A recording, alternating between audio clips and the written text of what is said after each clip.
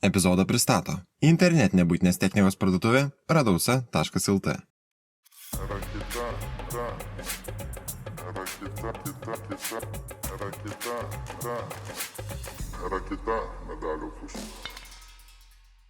Labadiena, tinklalaidės kita medalio pusė klausytojai. Grįžtame 7 epizodu ir šiandien vėl turime teletiltą su Jungtinėmis Amerikos valstijomis, nes kitoje ekrano pusėje aš turiu Lietuvos golfo ateitį. Tai Lietuvos moterų rinktinės narė, kuri šiuo metu atstovauja Arizonos universiteto komandai ir labai rimtai save piešia ateities olimpinėje rinktinėje. Tai ponios ir ponai, Gilė Bitė Starkutė. Labas rytas, Gilė.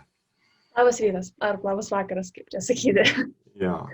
Pas mus Lietuvoje dabar yra 19 val. Vakaro, ar ne? Pas tavai yra 10 val. Ryto. Tai 9 valandos yra gana nemažas skirtumas. Tikrai taip. Stiprus būna tas vadinamas jetlagas, kai nuvyksti į Arizoną. Šiaip labai priklauso, jeigu teisingai viskas susidėlioja per skrydį, tai dažnai atskridus normaliai. Porą dienų, kartais mažiau pamiegi, kartais daugiau ir savaitės bėgiai jau pilnai gyveni šiuo laiku. O tai kai grįžti į Lietuvą?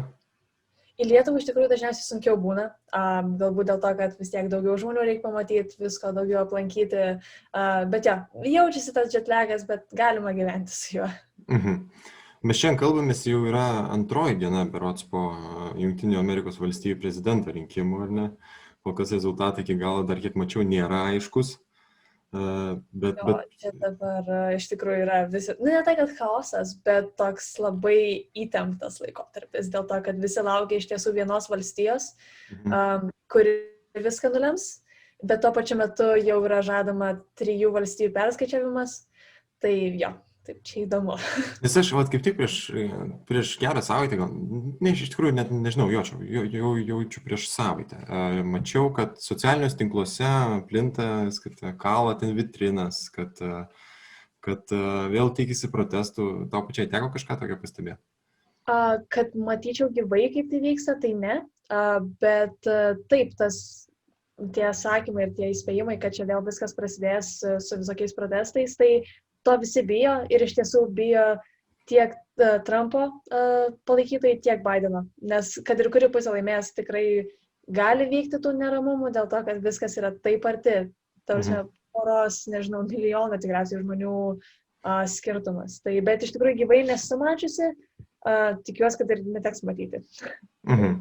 Tai sugrįžkime dabar į sportą ir pradėkime nuo to, kad pernai iškeliavai tas Jungtinės Amerikos valstijas. Ir žinai, užduosiu tokį klausimą, į kurį turėsi per daug negalvojus atsakyti. Tai golfas Arizonos universitete. Kokie jausmai pirmiausiai išplūsta tave, kai išgirsti šitos žodžius? Tai pirmiausia tikriausiai džiaugsmas, nežinau, dėl to, kad man čia labai patinka. Tai tiesiog pradėjau gyventi labai kitokį ir kiek, nežinau, naują gyvenimą, galbūt antrą tokį prie Lietuvos. Tai tikrai esu laiminga tuo, ką pasirinkau ir tuo pačiu metu pradedu iš karto galvoti apie tai, nežinau, ar tai yra emocija, bet tiesiog viso to svarba, kai tai tiesiog tau yra kasdienybė, rutina ir tiesiog tuo mėgaujasi. Kaip nutiko, kad atsidūrei būtent Arizonos universitete? Tai visa eiga iki to universiteto, tai Amerika yra tikriausiai vienintelė šalis, kur tu gali tęsti tiek studijas, tiek golfą. Tai ta mintis, kad išvažiuoti į Ameriką teks, jinai visą laiką buvo dėl to, kad iš kitų šalių golfininkų matau, kad visi juda tenai. Ir tuomet pats procesas, tai likus 2 maždaug metam iki mokyklos baigimo, tu turi siūsti tokius kaip golfo CV, maždaug nufilmuoji, kaip žaidi, įkeli rezultatų, papasakoji, kas tu esi ir siunti, kiek nori universitetų. Tai aš išsiunčiau top 25 pirmos divizijos universitetams Amerikoje ir tuomet tie treneriai, kuriems tu patinki ar galbūt kurie susidomi tavimi, jie atsako ir dažniausiai jų atsakymas būna, mes norim pamatyti, kaip tu žaidi. Realiai, ne tik per laišką. Ir tuomet aš iš tikrųjų susitikau su savo trenerė Airijoje, Škotijoje. Tai buvo British Girls Open, tiesiog čempionatas, kur susirenka iki 18 metų daug žaidėjų. Ir tai yra iš tikrųjų labai įdomus renginys, dėl to, kad tokios svarbumo varžybos surenka labai daug trenerių iš Amerikos. Tai yra daug žaidėjų ir tuo pačiu metu yra atskridę, nežinau, sakykime, 40 skirtingų valstijų, skirtingų universitetų trenerių, kurie tiesiog vaikšto po lauką, žiūri į žaidėjas ir galvoja, kuri čia man patinka, kuriai galėčiau pasiūlyti vietą. Tai jo, ir mane trenerė pastebėjo ten ir susisiekė su manim, kad galbūt tave domintų. Ir kai atvažiavau aplankyti universitetą, pasižiūrėti, ar man jis patinka, tai buvau sužavėta, trumpai taip sakant. O turėjai kažkokių kitų universitetų pasiūlymų? Jo, tai turėjau Campbell University, tai čia buvo Šiaurės Karolinoje, nežinau kaip lietuviškai tarsi, bet jo, tai rytinėme krante. Tai daug mažesnis universitetas, mes čia turim 50 000 mokinių, tenai buvo gal 5 ar 2, tikrai nedaug.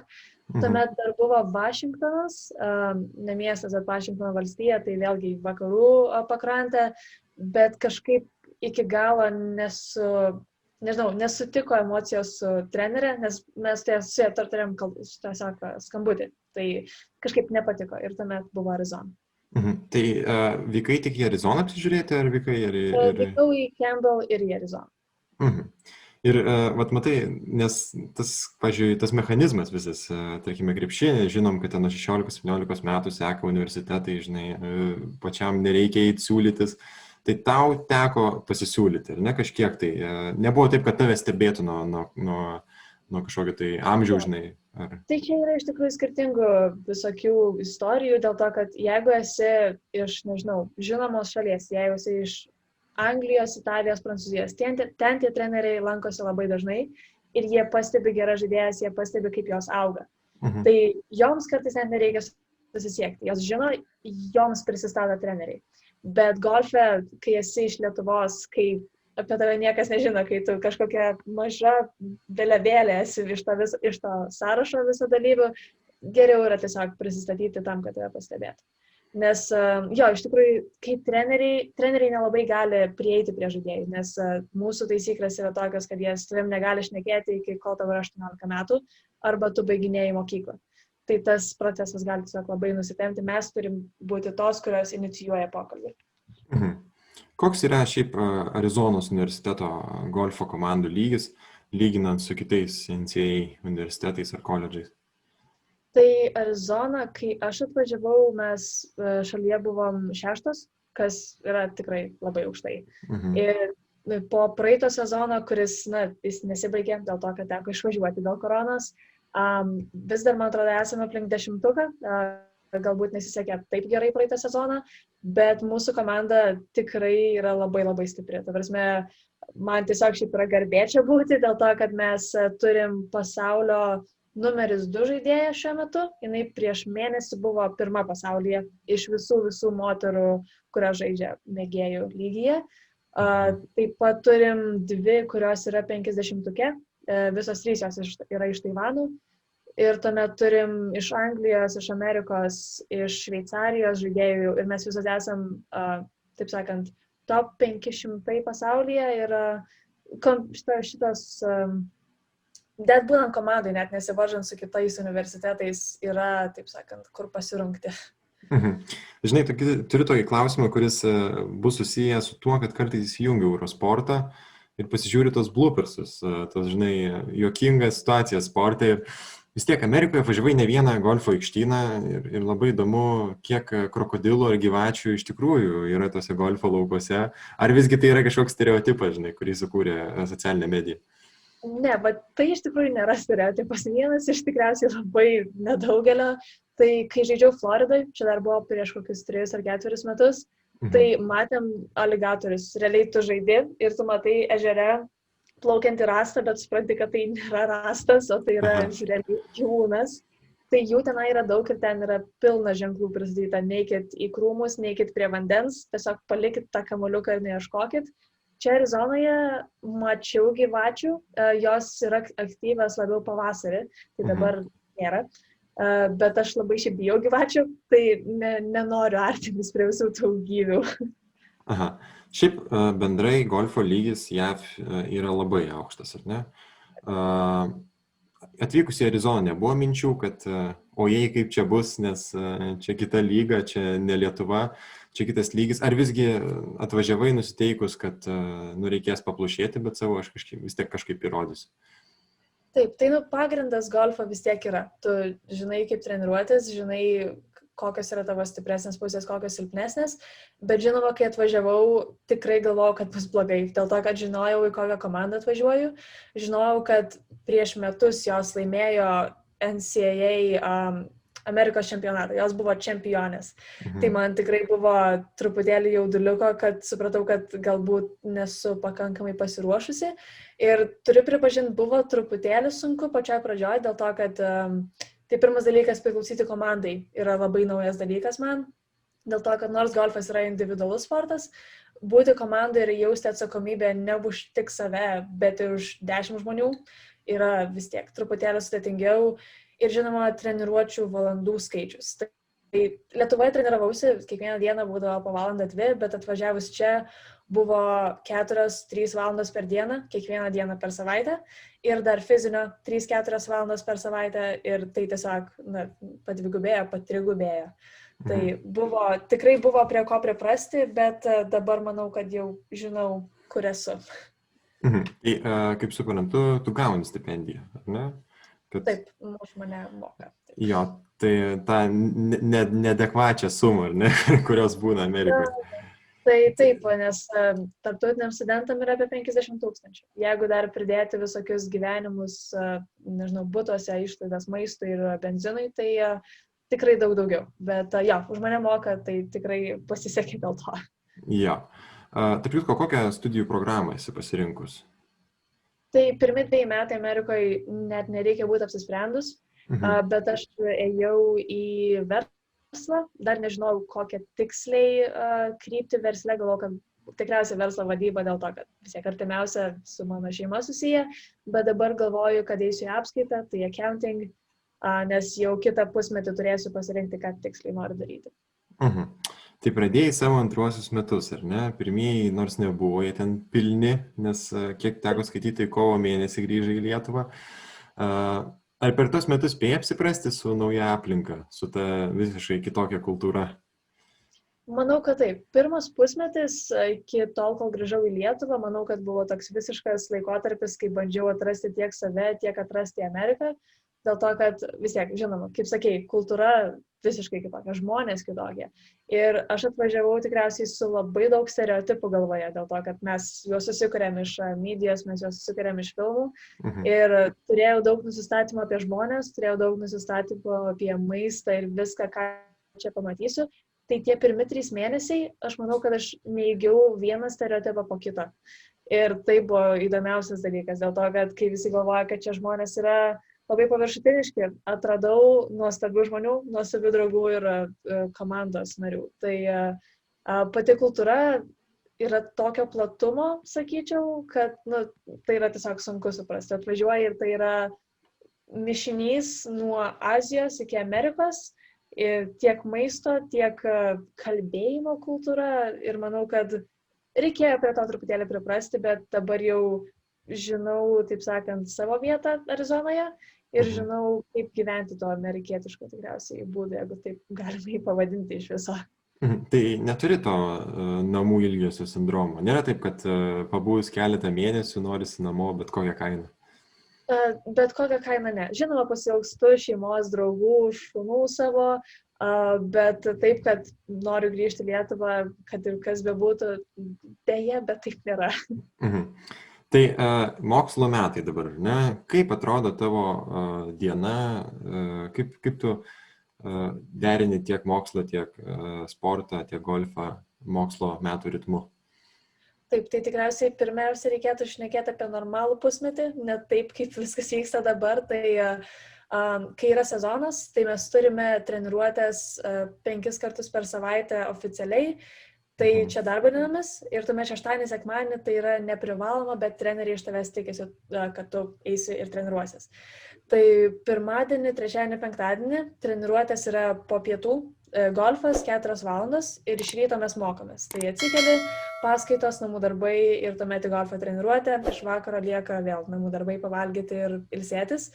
Antradieniai, ketvirtadieniai visą laiką yra sunkiausios dienos, dėl to, kad golfo treniruotės prasideda 7:30 ryto, trunka iki 11, tuomet vidurdienį prasideda paskaitos, 5 valandas mokaisi ir tuomet 5 valandą vakaro dar fizinė treniruotė. Tai esi užimta realiai atsikeli 6:30 ir iki vakaro 6:30 turi absoliučiai 0 laisvų minučių, tik tai paskaitoji, ten galbūt telefoną išsitrauki kažką pasižiūrėti. Ir jo, ir tuomet yra keliavimo savaitės, dėl to, kad vyksta turnyrai, tai jeigu patenki į komandą, kuri keliauja kažkur, tai yra visiškai kitoks, žinoma, gyvenimas, dėl to, kad namų darbai persikelia viskas į online, rašai profesoriams, kad nebūsi ir tuomet jau gyveni varžybų ritmu. Bet šitas pusmetis, žinoma, kitoks, nėra paskaitų, kurios vyktų klasėje, tai viskas yra internetu, kas tikrai nėra pats lengviausias dalykas, bet kažkiek panašu, tiesiog mes neturim tiek daug treniruočių. Tai vėlgi kiekvieną dieną paskaitos, jos vyksta live online, tai reiškia tuo metu, kai profesorius dėsto, tu turi ten būti.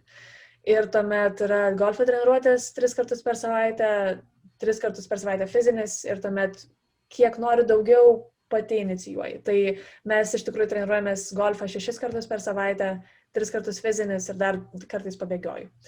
Dėl šiaip. Tai susidaro įspūdis, kad labai rimtam režime gyveni. Ar čia... Jo, bet šitas buvo dalykas, kad manęs atvažiavo aplankyti tėvai praeitais metais spalį ir labai džiaugiausi dėl to, kad čia, žinoma, pamatysiu tėvus, bet kai jie atvažiavo, jie pamatė, kad tiesiog nėra laisvo laiko. Išvažiuoti vakarieniai, žinoma, bet taip, iš tikrųjų rutina labai įtempta yra, bet man tai patinka tikriausiai dėl to, kad jauties daranti kažką, kas, taip sakant, rūpi kitiems ir kas daro skirtumą ateičiai. Tai, jo. Teko skaityti, kad bent jau tavo golfo komanda, pati ir minėjai, kad jinai yra tokia daugiatautė. Ar bandote mainytis kultūromis ir kaip sekasi bendrauti su komandos draugėm? Jo, tai mes turim 3 taivanietės, 3 europietės ir 3 amerikietės. Tai tokia lygybė, taip sakant. Jo, ir nežinau, iš tikrųjų kultūromis keičiamis, manau, lengviausias keitimasis kultūromis yra maistas. Dėl to, kad Aziją mes kažkiek įsivaizduojam, tuomet žmonės manęs klausia, ką jūs ten valgot, tai mano atsakymas dažniausiai būna pieno produktai ir bulvės, nes mes tą valgom.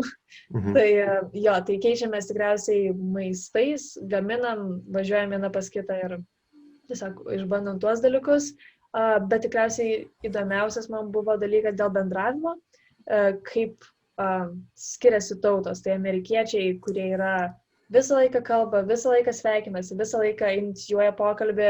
Tuomet buvo taivanietės, kurios matėsi, kad jos persilaužinėja tą daryti truputėlį, nes vis tiek kažkiek labiau individualesnė šalis tai yra. Ir tuomet europietės taip pat priklauso vakarų ar rytų, tai aš buvau viena iš tų, kuri mažiau kalbėjo, kuri, kai nežinomi žmonės pasakydavo labas, aš nepasakydavau labas atgal dėl to, kad nežinodavau, kas jie tokie. Bet po šitų metų supratau, kad visiems sakai labas, visų, kad net ir nežinai, kas tas žmogus yra. Klausia, kaip sekasi, kaip gyvenat. Tai jo, tai vat būtent tas komunikavimo dalykas reikėjo išmokti truputėlį labiau ekstravertai būti. O tai čia dabar, kaip supratau, negyveni campuse, ar ne? Ne. Pirmi metai yra privalomi bendrabutyje, o 2 metais jau galima įsikelti į butą. Jo, tai čia toks buvo šaltinis, bet prie ko aš lenkiu su komanda, tai kad jūsų komanda yra 9, ar ne? O į NCAA gali varžytis tik 5, jeigu aš neklystu, ar ne? Kaip esate atrenkamos? Ar tai vyksta trenerių paliepimu, ar vis dėlto varžotės tarpusavyje pirmiausiai ir žiūrit, kuri pajėgesnė tuo momentu? Jo, tai šitas visas procesas vėlgi yra nesudėtingas, bet įtemptas, tai prieš kiekvienas varžybas, savaitę dažniausiai prieš, gal 1,5, mes turim kvalifikacinius raundus, tai atrankinės varžybos tiesiog. Kai 3 dienas žaidžiam, tarpusavėje mes 9 ir tiesiog geriausi 2 rezultatai natūraliai patenka į varžybas. Tai 3 dienas žaidimo, po 18 tabučių, 1-2 vieta garantuoja savo vietą varžybose ir keliauja. Ir tuomet 3 likusios vietos dažniausiai būna coaches picks. Tai dažniausiai vienas iš tų pasirinkimų būna žaidėja, kuri geriausiai sužaidė praeitose varžybose. Ir likusios dvi jie žiūri į statistiką, nes mes suvedinėjom, kaip mes žaidžiam, jie žiūri, kiek tu dirbi ir kiek tu stengiasi treniruočių metu, kiek tu esi nusiteikusi kovoti ir kiek tu esi šiaip pasiruošusi tikriausiai dalyvauti. Ir vat būtent tas visas dalykas tiesiog įrodo, kad visą laiką turi įdėti 100%. Nes jeigu treneriai visą laiką žiūri ir mato, ką tu darai, tai jeigu jie matys, kad tu per treniruotę pasižiūri į telefoną, ar tu geriau kalbi ir per traukėlės pasidarai, jie supras, kad tai galbūt jai nereikia važiuoti, o tiesiog daugiau pasitreniruoja. Tai jo, taip 5 tos yra atrenkamos ir kartais, ypač pavasario sezono metu, būna individuals, tai keliauja komanda ir dar viena arba kartais net 2 žaidėjas, kurios žaidžia už save, ne už universitetą. Aha, tai tau pačiai kaip sekasi su tuo papuolimu į 5-tuką? Jo, tai pirmas pusmetis patekau į 3 iš 5, man atrodo, ar tai 6 varžybų. Tai man tai buvo labai neblogai, dėl to, kad kai esi freshman, tai tavo pirmi metai atvažiavusi iš Europos ir niekada nebuvusi komandoje, tai visai džiaugiausi tuo. Ir tuomet pavasario varžybose žaidžiau visose, kiek buvo. Tai 3, man atrodo, 3 tekosi, jo. Tai aišku, važiavom į Floridą, važiavau kaip ta atsarginė žaidėja, tai nepatekau į tą line-up, į tą 5 komandą, bet važiavau kaip žaisti už save. Tai skaitosi, kad irgi keliavau. Tai dalykas, apie kurį šiaip kalbėti jau tikrai pabodo, bet turiu to paklausti, nes mes nematome, kas vyksta Jungtinėse Amerikos valstijose šiuo metu. Kaip ten tvarkomasi su tuo koronavirusu ir kaip jis riboja jūsų dalyvavimą varžybose ar net treniruotėse? Kokia yra situacija? Taip, tai mūsų sezonas buvo atšauktas, nes mes turim 2 sezonus - rudens ir pavasario. Pavasario yra daug svarbesnis, nes ten vyksta jau tie regionals ir nationals čempionatai. Tai taip, mums atšaukė rudens sezoną, tai reiškia, kad varžybų nėra ir mes negalim žaisti kaip komanda. Tačiau vyksta truputėlis individualių varžybų. Tai vat, praeitą savaitę buvom Kalifornijoje, važiavom visas, kiek čia mūsų yra, tai 4. Tai mes neatstovavom universiteto, mes atstovavom šalia save tiesiog, bet važiavom kaip komanda vis tiek. Visos kartu treniruojamės, visos kartu būnam. Tai jo, tai buvo paveiktas mūsų sezonas, tai šiaip labai liūdna, dėl to, kad sezonas yra geriausias metų laikas. Tu varžaisi, tu treniruojasi, viskas yra aukščiausiam lygyje. Tai buvo atšaukta, bet mes labai tikimės, kad bus pavasario sezonas. O dėl treniruočių, tai jos vyksta, truputėlį pradžioj galbūt buvo sunkiau, dėl to, kad pats universitetas nežinojo, kaip su tuo tvarkytis, bet dabar tiesiog su kaukėmis sportuojam fizinį, ypač su kaukėmis yra sunku, bet taip reikia.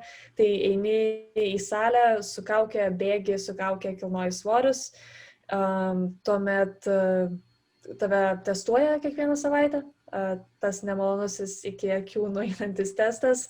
Ir iš tiesų tai viskas tvarkomasi labai paprastai. Nėra jokios panikos, dėl to, kad yra nuolatinė kontrolė. Ir jeigu tu testuoji, taip sakant, teigiamai, tave iš karto į izoliaciją, ten pabūni 10 dienų, grįžti ir viskas gerai. Ir tuomet, aišku, pirmuosius asmenis, kurie yra aplink tave, jiem irgi liepia izoliuotis. Bet kažkokiu būdu iš mano artimiausių žmonių dar niekas nebuvo užsikrėtęs. Tai viskas kol kas yra gerai. Tai jūs net nesat visos dabar, ne? Sakyti 4. Jo, ne visos grįžom. Tai grįžom mes 2 europietės ir 2 amerikietės. Tai Anglijoje liko viena žaidėja, 3 taivanietės irgi negrįžo, nusprendė, taip sakant, žaisti namuose. Ir viena amerikietė irgi negrįžo. Nors jinai, man atrodo, atvažiuoja už poros savaičių treniruotis su mumis, bet ja, tai mes 4 iš 9. Gerai, parskriskim dabar į mano Atlanto vandenyno pusę.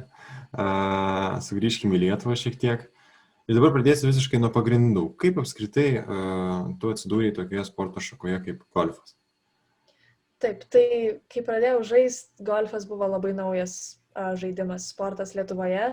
Ir mano tėtis buvo visų sporto entuziastas, nežinau, jis tikriausiai yra išbandęs absoliučiai viską gyvenime. Tai golfas buvo vienas iš tų, kur maždaug pabandykime, kodėlgi ne, ir jis mane atsivežė. Ir tuo metu daug tokių tėvų atsivežė savo vaikus išbandyti, kas čia per žaidimas.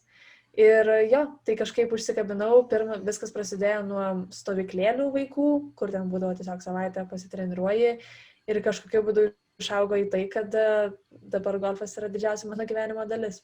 Tai kiek tau buvo metų, kai pradėjai golfą žaisti? 6-7, tai 6-7. 12 metų jau žaidžiu. Ir teko skaityti, kaip tik pati ir paminėjai, kad šiaip turi labai rimtą šeimos užnugarį, labai didelį jie yra tavo fanai.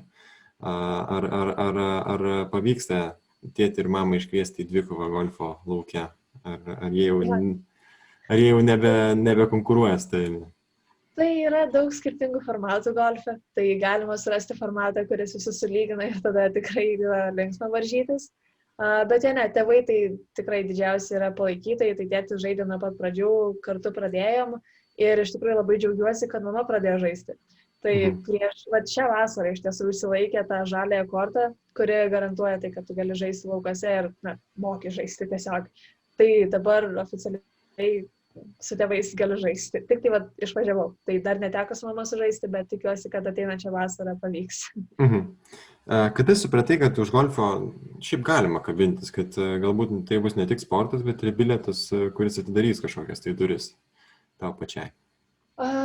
Kai pradėjau kabintis už golfą, tai sakyčiau, kad buvo daug anksčiau, dėl to, kad varžybos man būdavo labai smagus procesas. Tai supratau, kad tai yra rimčiau negu tiesiog žaidimas, tikrai prieš jau daugiau metų. Kada supratau, kad tai gali būti ateitis, nebuvo tai labai seniai. Dėl to, kad dar, sakyčiau, kai buvau kokia 11 ar 10, tikrai nesitikėjau, kad šiuo metu sėdėsiu Arizonai. Tikrai ne. Bet tuomet kažkaip išsigryninau vis tiek, ką darau, nes negalėčiau tiesiog mokytis ir nebūti jokių sportų užsiimantis žmogus. Tai tada tikriausiai golfas, kai pradėjo sektis tarptautinės varžybos, kai pradėjome įdėti daugiau darbo su treneriais ir fiziniu pasirengimu, viskas pradėjo vystytis į tokį labai, labai rimtą požiūrį. Šiek tiek kalbėjausi su vienu tokiu žmogumi apie tave ir jis tave įvardijo absoliučia lyderė Lietuvos, tarp kitų Lietuvos golfininkių, sakė, labai turi daug klaidų padaryti, kad jos tave pavytų, o ir tai sako, nelabai tai pavyksta jom padaryti. Ir šią vasarą tau teko dalyvauti Europos čempionate, ar ne? Kaip sekėsi? Papasakok. Tai buvo tokie du kaip Europos čempionatai. Tai vienas Europos čempionatas vyko Slovenijoje, tai į ten skridau iš Amerikos. Ir nebuvau labai patenkinta savo žaidimu, bet vis tiek nekritau žemiau negu kaip praeitais metais. Tai dėl to viskas labai stabiliai, aišku, ne prizinė ir ne top 10, bet nebuvo labai blogai. Ir tuomet buvo kitas, jis nesivadina Europos čempionatas, jis yra British Women's Open, bet varžybų lygis tikrai nekrenta dėl to. Tai jame praėjau ketvirtfinalius. Tai nepraėjau ketvirtfinalį, pralaimėjau ketvirtfinalį. Dėl to, kad to čempionato formatas truputėlį kitoks, tai nėra, kad tiesiog žaidi 4 dienas po 18 dubučių. Ten yra viena atrankinė diena, kuri tave surikiuoja į tokį sąrašą ir tuomet yra paprasčiausias matchplayus. Tai pirma vieta prieš paskutinę, antra prieš paskutinę. Ir tuomet viskas išeidinėja į ketvirtfinalius, aštuntfinalius ir taip toliau. Tai tenai praėjau iki ketvirtfinalių ir iškritau ten. Tai skaitosi, kad užėmiau nuo 8 iki 5 vietos. Pernai irgi dalyvavai Europos čempionate, bet jau užsiminėjai apie tai. Dabar jei aš klysiu, tai tu pataisyk mane, bet tada tau buvo 19 metų ir kiek žinau, per tas 4 dienų varžybas, po 3 dienų buvai antroje vietoje, jeigu aš neklystu. Kas nutiko tą paskutinę 4 dieną, kad nepavyko išsilaikyti geriausiai į trejetą? Jo, tai dar buvo 18 metė, bet čia. Jo, tai, bet jo, tas varžybos tikriausiai buvo didžiausias pasiekimas mano gyvenime tos 3 dienas, nes niekada nemaniau, kad taip anksti staiga ims ir varžysiuos su žaidėjomis, kurios yra tikrai geriausios Europoje. Tai kai tos pirmas 2 dienas kažkaip nejauti to spaudimo tiek daug, tiesiog žaidi. 3 diena su tavim jau eina daugiau žmonių žiūrovų, tave pradeda pažinoti žmonės ir sako, o gerai sužaidėjai ir tu matai savo pavardę labai aukštai kažkaip. Ir tuomet nebuvau pasiruošusi psichologiškai. Nežinau, dabar tai aiškinu kaip gryną neturėjimą tiek patirties, kiek jos reikėjo, nes 4 dieną vietoj to, kad žaisčiau su savimi, vietoj to, kad nekreipčiau dėmesio į klaidas ir tiesiog kovočiau iki galo, labai sugriuvau. Po pirmos klaidos, kuri net nebuvo iš tikrųjų tokia didelė ir dar buvo galima atsitiesti, o mano smegenys pasakė, nu va, viskas, pralaimėjai. Maždaug po 3 dabučių, kai dar buvo 15 likusių sužaisti. Tai smegenys pasidavė, nors to tikrai nenorėjau ir pabaigiau, taip sakant, krisdama gan žemai, bet ne taip žemai, kaip dar galėjo būti. Taip, jo. Kiek svarbi yra psichologija tokioje sporto šakoje kaip golfas? Labai svarbi. Iš tiesų, nežinau, gali treniruoti svingą, tai yra tiesiog fizinis darbas ir fizinis kūno išmokymas, kaip mušti, bet psichologinė dalis negali pasiruošti 100% niekada. Ta prasme, tai yra nuolatinis augimas ir nuolatinis kartais kritimas žemyn, kartais aukštyn. Tai golfe, kai 5 valandas eini su savimi savo galvoje, kai 5 valandas turi kiekvienam smūgiai susikaupti lygiai taip pat, kiek praeitam ir perlipti per visokius savo pačios nusistatymus, o kas jeigu nepavyks, ten kažkur šone yra vanduo, kas jeigu aš įmušiu į vandenį. Tai visi tokie klausimai, kurie iškyla, jie daug labai uždedant galvos. Ir sakyčiau, kad po golfo raundo ne tiek fiziškai būni pavargusi, kiek psichologiškai. Tiesiog nesinori apie nieką galvoti. Jau viskas atsijungia tiesiog. Nes man pasakojo šiaip, kad tu esi labai darbšti ir kad... Labai įdomu, kas čia pasakojo, bet... Aš vardą pavardės nesakysiu, bet tai yra Gediminas Mamkus. Ir pasakojo, kad žaidi net iš tolimesnių atstumų, nei žaidi iš vyriškų atstumų, bet vis tiek moterims, sako, yra sunku konkuruoti su tavim. Tai dabar tu man pasakyk, čia talentas ar sunkaus darbo rezultatas? Kaip tau pačiai atrodo? Man niekada nepatinka sakyti, kad turi talentą. Nežinau, tiesiog nepatinka. Tai visą laiką viską dedu ant darbo, dėl to, kad šiaip ir tikiu, kad sėkmės formulėje didelę labai didžiausią dalį susidaro darbas.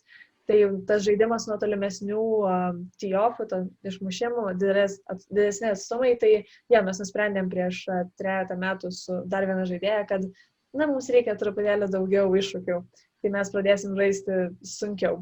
Pasidarysim savo sunkesnį lauką. Bet iš tiesų tai nėra, Lietuvoje tai atrodo keistas dalykas, bet kai išvažiuoji užsienį, tai yra normalūs atstumai. Mes nežaidžiam tokių trumpų atstumų, kaip moteris žaidžia Lietuvoje. Dėl to, kad tai yra visiškai normalu. Kiekviena šalyje yra tas lygis, kai žaidi savo malonumui, yra normalūs atstumai, bet tada yra varžybinis lygis, kur viskas taiga prailgėja. Bet jo ne, darbas, aš sakyčiau, kad tiesiog darbas. Nes jeigu nesitreniruočiau kiekvieną dieną, tai nemanau, kad galėčiau mušti toli ar tiesiai. Tai, ja. Šią vasarą, kai grįžai iš Amerikos, ar ne, pasikeitė kažkiek tavo treniruočių procesas lyginant su to, kuris buvo prieš tai Lietuvoje? Natūralu, kad jis kažkiek kito, bet ar irgi skyrei tiek laiko, kiek treniruodamas Lietuvoje, kiek skyrei Amerikoje pusmetį prieš? Ja, tai grįžus šiaip iš pat pradžių nebuvo labai lengva, dėl to, kad buvo 2 savaičių saviizoliacija, karantinas uždarė golfo laukus ir negalėjom treniruotis iš viso. Ir galbūt psichologiškai buvo kiek sunkesnis laikotarpis dėl to, kad nežinojau, dėl ko dirbu. Dėl to, kad pačioje pradžioje atrodė, kad varžybų šią vasarą absoliučiai neįvyks, bus 0. Ir tuomet surasti savyje motivacijos važiuoti ir treniruotis 4 valandas, tiesiog klausti, o kam? Tai buvo tas laikotarpis, bet tada per jį persiritau kažkaip ir treniravausi kiek galėjau, nesakyčiau, kad tai buvo tos 20 valandų per savaitę kaip Amerikoje, bet vis tiek stengdavausi bent 2-3 valandas per dieną ir tiek golfą, tiek palaikyti fizinį pasiruošimą taip pat. Kiek žinau, tai golfas Lietuvoje šiaip su kiekvienais metais vis labiau ir labiau populiarėja ir dabar klausimas toks iš 2 dalių. Tai visų pirma, kiek smarkiai skiriasi ta golfo kultūra, tarkim lyginkim Lietuvą ir Ameriką. Ir antroji klausimo dalis, ar lietuviškas golfas tavo nuomonė ar jis deda tinkamus žingsnius, turiu omeny, kad ar jo visa ta kultūra pradeda panašėti į stipriausių pasaulyje šalių diktuojamą kultūrą. Taip, tai šiaip golfas sudaro tokias kelios, nežinau, dalys, kad yra tas mėgėjų golfas, aš irgi esu mėgėja, bet yra tas toks labiau mėgėjų golfas, kai tu žaidži tiesiog savo malonumui. Ir ta kultūra, aš manau, kad jinai visose šalise yra tokia pati. Yra daug žaidėjų, kurie tiesiog žaidžia dėl to, kad jiem yra linksma, nėra nieko labai įspūdingo, golfo laukai Lietuvoje yra puikios kokybės, dėl to tai čia tikrai nėra net klausimų, kad juos galima lyginti su pasauliu, bet tuomet, kai artėjom prie to aukštesnio truputėlį lygio, prie varžybinio lygio, tai taip, Lietuva truputėlį atsilieka, dėl to, kad mes neturime tiek daug ir tiek galbūt aukšto lygio žaidėjų, kiek turi Europą ar kiek turi Amerika. Tai Amerikoje tu atvažiuoji į varžybas ir staiga sutinki dar 90 tavo amžiaus, absoliučiai tiesiog save sutinki, dar 90 tokių pačių. Ir daug geriau žaidžiančių žaidėjų iš tikrųjų. Ir tada supranti, kad pala, tai pasaulyje yra dar keli šimtai ar keli tūkstančiai tokių pačių, kurios žaidžia geriau už tave ir tau reikia dėl to dirbti. Lietuvoje tu to nejauti, dėl to, kad arba varžaisi su ne savo amžiaus žmonėmis, arba tiesiog nėra tokio rimtumo varžybų. Ir dėl to yra tokia labai didelė atskirtis tarp to varžybinio lygio ir savo malonumo žaidimo. Ir žinoma, profesionalų Lietuvoje nėra tiek daug ir net tam pačiam lygyje, kiek Amerikoje. Ir dėl to, kaip ar Lietuva eina gerais žingsniais link to, tai manau, kad taip, iš tikrųjų labai smagu girdėti ir žiūrėti, kaip golfas auga Lietuvoje, kaip ši vasara iš tiesų buvo neįtikėtina, dėl to, kad dažniausiai atvažiuoji į golfo laukus, pilna vietos, viskas laisva, gali daryti, ką nori. Šią vasarą atvažiuoji ir yra minios žmonių, ta prasme visur visi treniruojasi. Ir tu supranti, kad golfo bendruomenė auga ir smagu matyti, kad vaikų daugiau, jaunimo yra daugiau, kurie į golfą žiūri gan rimtai, kad tai nėra maždaug aš čia pažaisiu savaitę ir išvažiuosiu, o galbūt iš tiesų kažko siekia. Tai dėl to tikrai smagu. Dar užsiminiai, kad nėra daug tų tavo amžiaus žaidėjų Lietuvoje. Kiek yra tavo kartos maždaug žaidėjų? Nu, taip žinai, iš akies galbūt. Jo, tai tarp 20-30 metų turim vieną žaidėją ir tuomet vieną žaidėją, kuri yra porą metų jaunesnė už mane. Tai čia tokios artimiausios būtų ir tuomet turim, iš tikrųjų daugiau. Gal turim 3-4 mažiau negu 18 metų. Tai merginas. Ir tuomet vaikinų yra truputėlį daugiau. Jų yra apie 10, sakyčiau. Ja, tai nėra dideli skaičiai, bet vis tiek kažkokia pradžia. Tai yra su ko varžytis, tikrai yra žmonių vyresnių už mane, jaunesnių už mane, kurie žaidžia puikiai, tikrai ir yra ką veikti. Tai, ja. Tai dabar pasakyk man, ar čia yra stereotipas, ar iš tikrųjų tikras dalykas, kad golfas yra šiek tiek toksai laikomas vyresnių žmonių sportu? Tai negalima neigti, kad vyresnių žmonių yra. Taip jų yra ir jų yra daug, bet tai yra tiek senų, tiek jaunų žmonių sportas. Ta prasme, nėra kažkokios atskirties, kad tu turi būti vyresnio amžiaus, daug uždirbantis žmogus. Tikrai ne. Dėl to, kad jeigu eini į varžybinį lygį, jeigu nori tapti profesionalę, reikia fizinės jėgos, reikia darbo, reikia pastangų ir tai tikrai užima daug laiko gyvenime.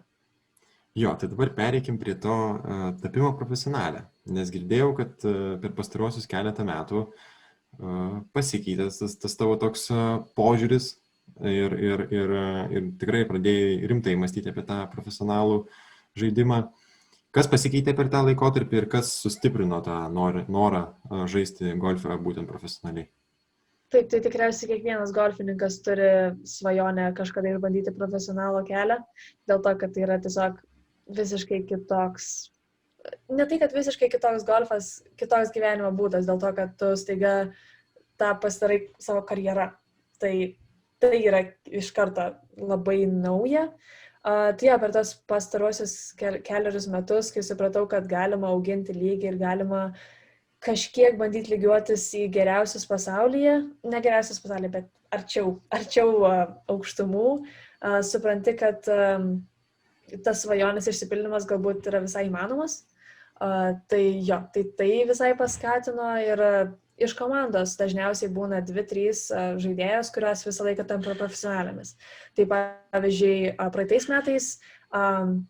užpraeitais metais 2 iš komandos tapo profesionalėmis, viena iš jų šiuo metu muša toliausiai iš viso golfo turo, iš visų golfo profesionalių pasaulyje, jinai yra toliausiai mušanti ir per pastaruosius 2 turnyrus uždirbo po 80 000 kiekviename. Tai matai, kad tai yra tiesiog ateitis ir žinau, kad kitais metais dar 2, jeigu ne 3 iš komandos vėl taps profesionalėmis. Tai dar kartelį, kada tu pajautai, kad jau tikrai matai, kad dabar matai, kad gali uždirbti pinigus, ne, netgi žaisdama golfą.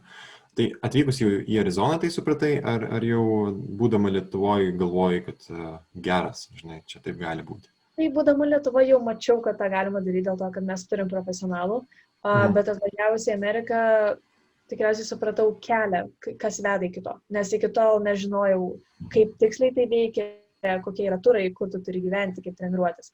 Tai manau, kad Amerika padėjo suprasti, kas tai iš viso yra per gyvenimo būdas.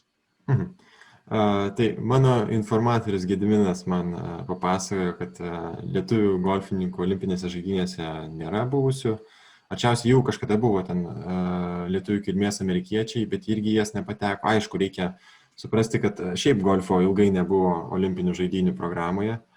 Bet visgi, aš žinau, kad tas tavo noras tapti profesionalė yra kažkiek susijęs, turbūt labai rimtai susijęs su tom olimpiniam žaidynėm. Ir man natūraliai kyla klausimas, ką tavo šeimai, apskritai visai Lietuvos golfo visuomeniai reikštų tas toks patekimas į olimpinės žaidynės? Ja, tai man tai čia yra iš, nežinau, gyvenimo tikriausiai siekiamybė. Olimpinės žaidynės, tai žiūri kaip kažkas, kas vyksta nerealybėje. Tiesiog per televizorių, tai yra nesuvokiama. Ir kai golfas sugrįžo į olimpinės, buvo labai labai smagu tą žiūrėti ir matyti.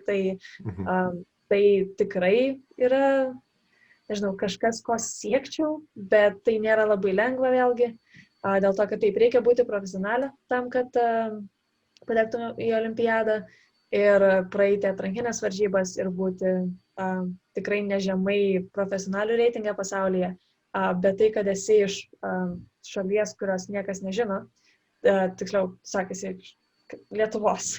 Tai visai padeda dėl to, kad yra kvotos kiekvienai šaliai. Tai negali atvažiuoti 20 prancūzių ir užimti visas vietas. Tai yra tiesiog limitai.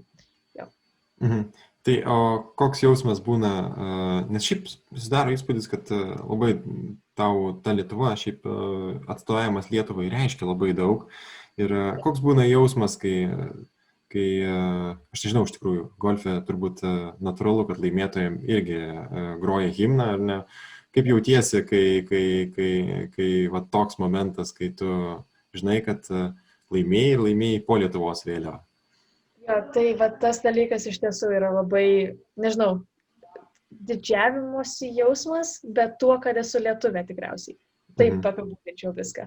Tai žinoma, kai žaidi varžybose, žinai, kad žaidai už Lietuvą, žinai, kad žiūri žmonės, žiūri šeima, žiūri draugai, žiūri golfo bendruomenė ir tai, žinoma, sukuria nemažai spaudimo, bet tuo pačiu metu tai man yra adrenalino toks šuolis, kad kartais tiesiog žinai, kad daugiau negu už save žaidži. Tai kai sakiau, kad atrodo baisiau žaisti už komandą, už Lietuvą žaisti yra lygiai taip pat daug atsakomybės. Bet ten iš tikrųjų yra nuostabus jausmas, kai matai Lietuvos vėliavą ir supranti, kad mes matomi. Tai kokios yra realios galimybės, taip nevyniojant į vatą, tu pasakyk man, patekti į tas olimpinės žaidynės, į tą, turbūt dabar veikiausiai jau Paryžių. Kaip vertinti savo pajėgumus? Dėl Paryžiaus, tai dabar reikia labai daug dirbti. Tai pirmas dalykas, Paryžius yra gan greitai, tai aš nežinau, ar iš karto po universiteto, jeigu tapsiu profesionalė, dėl to, kad kelias į profesionalės dar yra vadinamoji kvalifikacija Q-School, tai kvalifikavimosi mokykla. Tai pro ją reikia praeiti tam, kad taptum profesionalė, tuomet reikia iškilti reitingę, tai reiškia, kad nelaimėti, bet artėti prie top 10 varžybose. Tai man dėl to Prancūzija atrodo gan labai greitai, labai greitai, dėl to, kad dar porą metų turiu universitete ir tikrai noriu pabaigti studijas, nes būnant komandos dalimi negali tapti profesionaliu. Taip pabaigusi ir gavusi diplomą ir viską. Tai vien dėl to tai atrodo labai greita siekiamybė, bet galbūt įmanoma. O po to jau turbūt tą į sekančias dar po Paryžiaus, dar po 4 metų jau turbūt žiūri su realia gana galimybė, ar ne? Tai visa tai yra tiesiog tobulėjimo kelias. Jeigu lygis ir, nežinau, pajėgumas leis, tai manau, kad to galima siekti. Tiesiog būna kartais golfe tokios situacijos, kad pasieki kažkokį lygį, kai staiga imi ir sustoji.